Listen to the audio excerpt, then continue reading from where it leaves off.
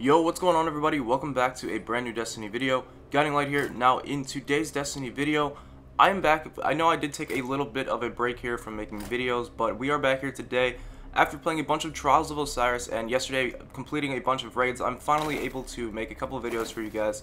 Now the first video I did want to make would be with the No Land Beyond. Now I got a bunch of the new raid weapons, so I will be reviewing those over the next few days, but for now I did want to take a quick look at the new No Land Beyond. Now they said that they added some stagger to this weapon, and apparently they did fix a lot of the problems that were happening when you would get shot and there'd be like basically no flinch at all and you could just kill whoever you wanted. So that has pretty much been reworked. I do have a little list here of the patch notes that they did make, and this is the specific change that they said that they made to the No Land Beyond.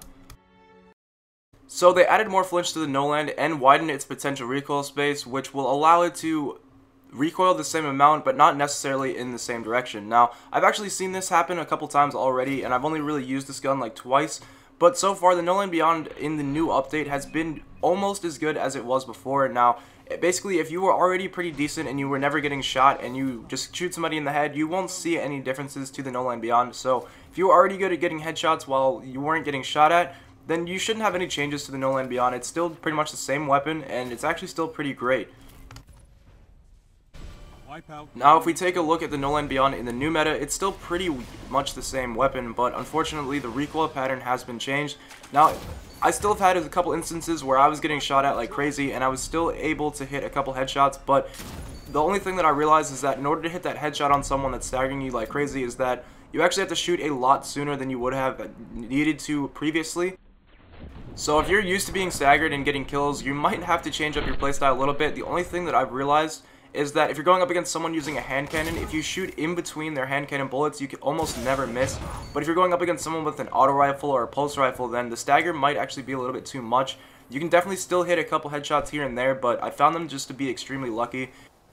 And if you're getting shot at, you really need to get the bullet out as soon as possible, because after you get shot like once or twice, the stagger really will be too much for you to get a headshot again. So I just found that the new No Land Beyond is actually a little bit more fun in my opinion, because of the fact that it does take a little bit more skill.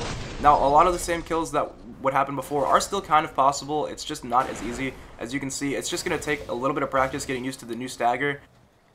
And I'm sure a lot of people will be just as good with No Land as they were before, but the people that aren't really that great with it will have a few problems. But overall, if you were already decent with No Land, I'm sure you guys aren't going to be too affected by this update, but you definitely will notice a slight difference in the stagger.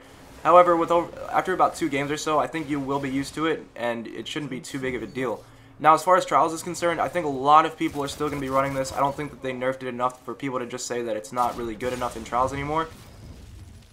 But we're going to have to wait and see, because they did just add a bunch of new raid weapons back into the mix. So we've got Fang of Ute, which could definitely a few more weapons coming next week, as well as the next couple weeks to come. There's just a bunch of new weapons coming out, and we're going to have to wait and see just how these weapons impact the No Land Beyond in the future. So this weekend alone, definitely with the Fang of Utes and the Oversoul's Edicts that a lot of people did just get yesterday, I definitely think that that gun is going to make a difference to the No Land. If you're using something like that, something that's high caliber, really just something that hits hard, then you should be good if you're going up against someone that's using No Land.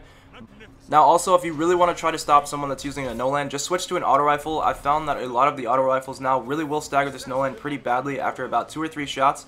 If you're using something that shoots really fast like the Doctrine of Passing, or maybe even the brand new Abyss Defiant, then you will definitely be able to stagger this No Land. I've found that people using auto rifles, I just couldn't kill them.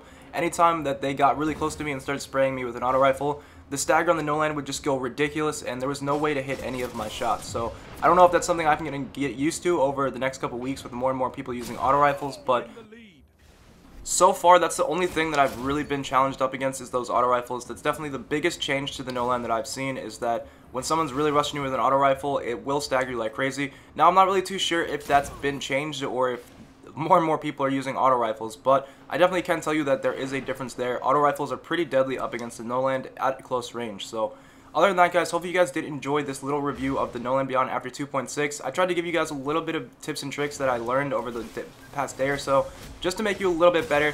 But overall, the No Land Beyond is still pretty much the same weapon, but you might just see a little bit of changes in the stagger when going up against certain opponents. So if you were a good No Land user before, all in all, you're still going to be pretty decent with it, but you may need to adjust your shot just a little bit. Other than that, guys, hope you guys did enjoy this video. I'll be back later on with some more reviews and some more guides as well. So hope you guys did enjoy this one. Be sure to drop a like if you did, and subscribe if you're not already for future Destiny content. And I'll see you guys in the next Destiny video. Peace.